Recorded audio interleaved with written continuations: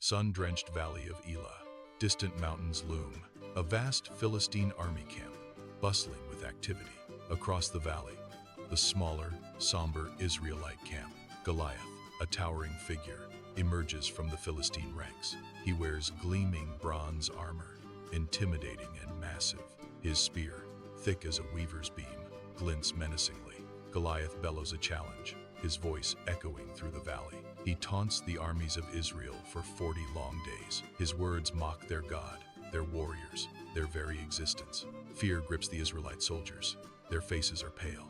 No man dares to step forward, paralyzed by Goliath's might. King Saul, troubled, watches from his tent, helpless. Meanwhile, a young shepherd, David, walks through green pastures. He tends his flock peacefully, staff in hand. His father, Jesse, gives him provisions for his brothers. David sets off, a simple bag over his shoulder.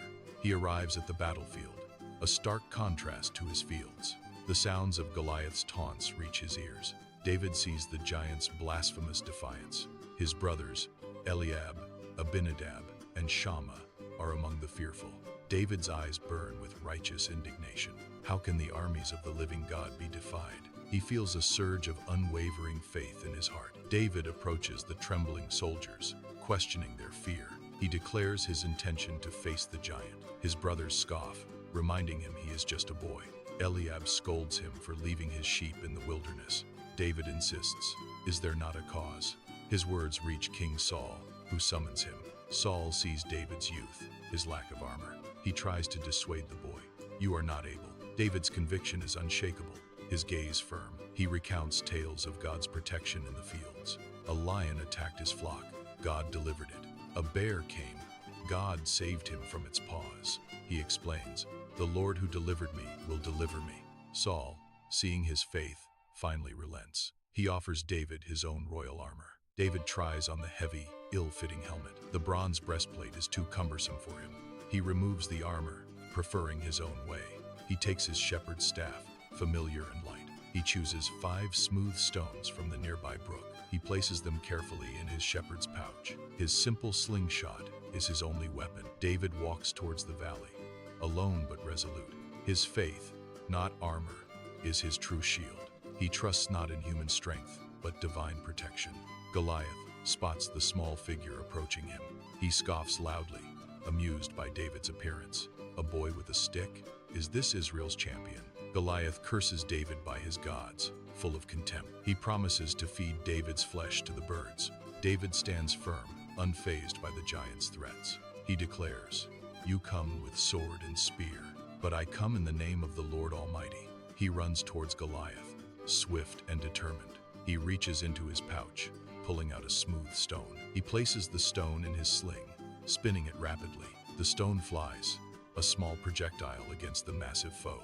David stood before Saul, resolute. He carried only his shepherd's staff. 5 smooth stones rested in his pouch.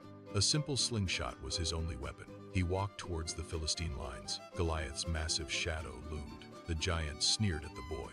"Am I a dog?" Goliath roared, "that you come with sticks?" He cursed David by his gods. David stood firm, unafraid, his voice clear, echoing across the valley. "You come with sword and spear," David declared, "but I come in the name of the Lord of hosts." He spoke of the God of Israel's armies, the God whom Goliath had defied. "This day the Lord will deliver you," David proclaimed, "into my hand." He promised to strike Goliath down and give his body to the birds. All the earth would know God's power. The battle was the Lord's, not man's. Goliath lumbered forward, enraged. David ran to meet him swiftly. He reached into his shepherd's bag. His fingers found a smooth stone. He placed it carefully in his sling. David whirled the sling above his head. The stone flew with incredible speed. It struck Goliath's forehead directly. A sickening thud echoed. The giant staggered, eyes wide. He swayed, then crashed to the earth. A mighty roar of dust erupted. Goliath lay motionless, defeated. The Philistine army gasped in shock. David ran to the fallen giant. He drew Goliath's own massive sword. The blade gleamed in the sun. With a swift, decisive stroke, David severed Goliath's head. He held it high for all to see. A cheer erupted from the Israelites. The Philistines screamed in terror. They turned and fled the battlefield. Israel pursued them, victorious. True strength came from faith, not might. A young man's courage, God's power. The smallest can overcome the greatest. A timeless story of divine victory. Remember to like and comment. Subscribe to YouTube at Bible Retell for more inspiring stories. David's faith changed history. A shepherd boy, a giant slain. God's glory revealed that day. The valley silent once more, a testament to unwavering belief. Hope for all who trust. Faith over fear, always. The Lord's battle won.